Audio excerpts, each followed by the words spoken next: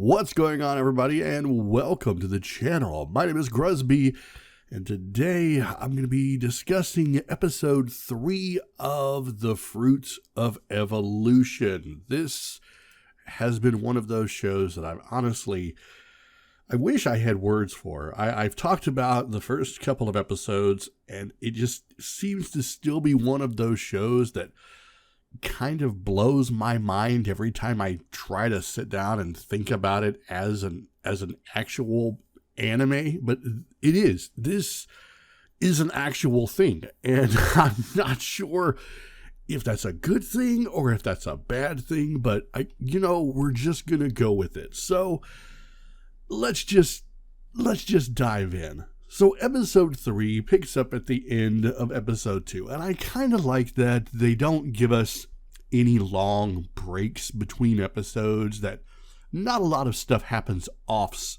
camera, so to speak. I mean, you do sort of expect there to be a little bit of a gap between episodes, but this one is pretty good about keeping up with where the previous episode left off. And I don't know if that's just me paying special attention to it, or if this is just one of those things. So Seiichi, having finally cleared the last dungeon, gets some really cool items, and one of those is a piece of gear that looks like a motorcycle helmet. I'm just going to be honest, it makes him look so dumb, but I actually like it. I think it works for him in this scenario. That little bit of anachronism works in this setting, and I thought it was absolutely hilarious. And immediately upon killing a slime, he gets a little bit of a level up to the gear, and I like that aspect as well. That's something that you don't see in a lot of isekai, that gear gets leveled up, or that gear levels up with you. That's a really nice touch, and I'm going to be keeping my eye open for more of that. So now that they've got some level up and they've got their gear, Seiichi is, got some definite drip going on.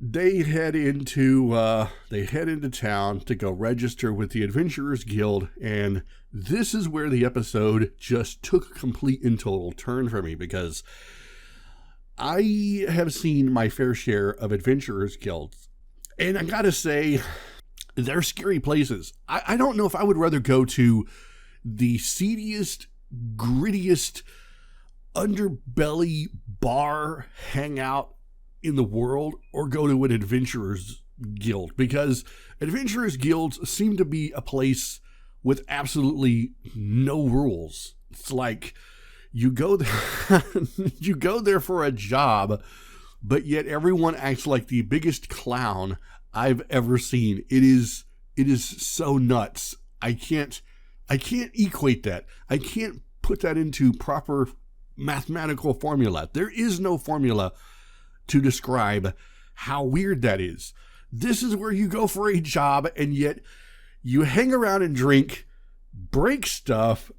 I think there was a dude that actually ate his bottle of booze. He drank it and was like, I need some violence, and he just eats the bottle.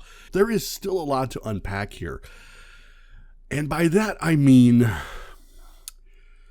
the guild leaders, the people that run the guild, are weird. I don't know if this is some new trope or if this is some new cliche that is forming in anime, but they weird. They very weird. There's something very weird about them, and I don't get it. Okay, first of all, you have a sadistic guild clerk that is whipping a guy and then dripping wax on him. Ew. And then second, you have the other guy, I think he was the guild master, who is in a Speedo, and he's flexing his muscles, and he flexes his muscles so hard, he flexes Saria and Seiichi into the guild hall with his muscles. I don't know what to say about that. That's either the most incredible thing I've ever seen, or it's the most disturbing thing I've ever seen, and I can't decide. It's kept me up at night. That's why this review is so late. I've literally been awake at night contemplating the universe. Okay, I probably should have expected this, considering this is also a world in which a guy has now probably fallen in love with the gorilla that is no longer a gorilla but a girl, but started out life as a pink gorilla. Enough about that. Okay, so in order to properly gauge their qualifications or what level of requests that they're capable of taking, Saria and Seiichi have to go through some trial. And in order to do this, they need a proctor, someone who's going to go around with them and do some basic tasks and kind of evaluate them on how they do them. And then I guess they'll submit a report back to the guild and they'll be like, yeah, okay, so they're capable of doing this all the way up to this. And I guess that makes sense. You don't want to send in an absolute noob into a cave filled with goblins because we've already seen that show. So we have this new character named Artoria, and she's apparently not comfortable with working with other people because of blah, blah, blah, blah, blah, probably something tragic in her past because anime, right? And you can't clearly have a decent, well-defined character unless they have some tragedy in their past. Come on, give me a break here already.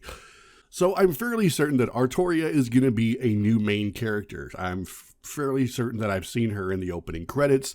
So she goes out with Saria and Seiichi. They do some stuff. And of course, Seiichi is kind of unaccustomed to his power levels and just kind of janks around a little bit. And I'm fairly certain he does make life more difficult for Artoria because of who he is, right? And nearly bringing down some ruins on himself because he wasn't careful and decided to just do things his own way. But I mean, come on, would we really want this any other way?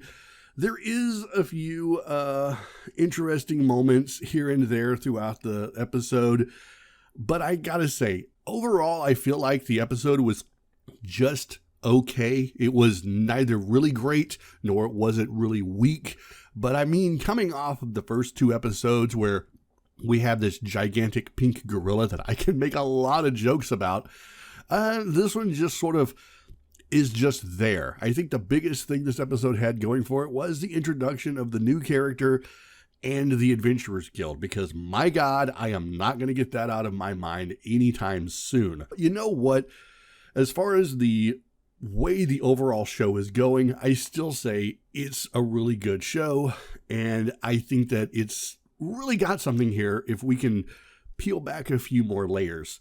But hey, that's me. This very well could be one of those shows that is not meant to be taken as seriously as I might want to. So we could be having scantily clad guild members as far as the eye can see from here on out.